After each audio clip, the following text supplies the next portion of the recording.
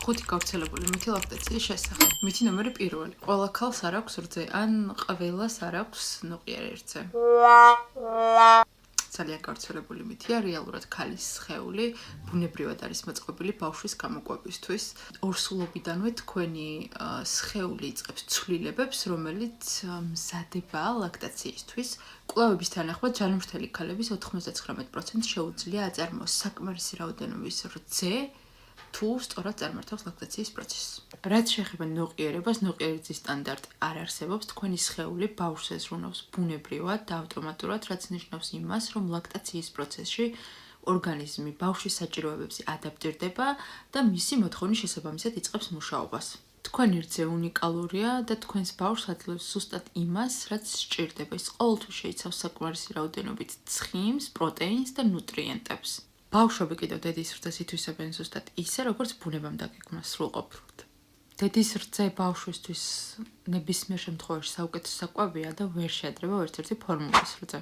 მითი ნომერი 2. ხანგრძლივი დროის განმავლობაში გამოწვევა საფრთხეს უქმნის ქალის ჩამრთვალობას. არც ერთი კვლევა არ ადასტურებს, რომ გამოწვევა რაიმე სახის ზიანს აყენებს ქალის ჩამრთვალობას. პირიქით, ძუძუთი კვების ან გამოწვევის პროცესი ქალისთვის ბუნებრივია და როგორც აღვნიშნეთ, სწორედ ამისთვის არის ორგანიზმი მზად ორსულობის შემდეგ.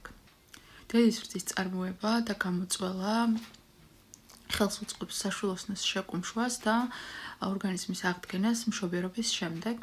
პლუს კვლევები აჩვენებს, რომ ლაქტაცია ამცირებს ძუძუს და საკვერცხეების კიბოს გაჩენის რისკს.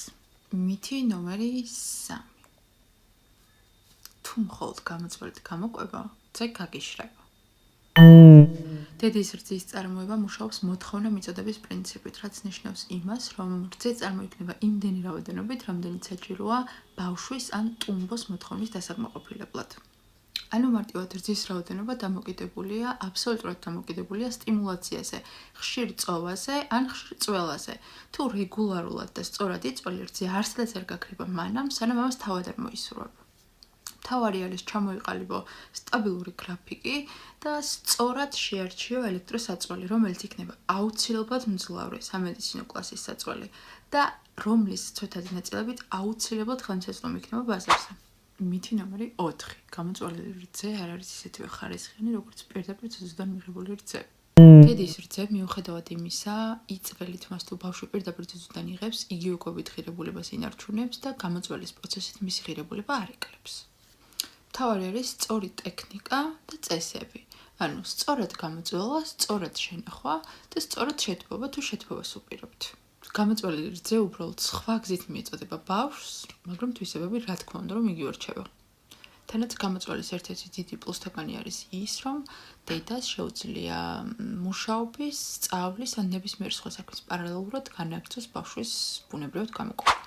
და ბოლოს მითი ნომერი 5. გამოწვევა რთულია და ბევრ დროს სჭირდება.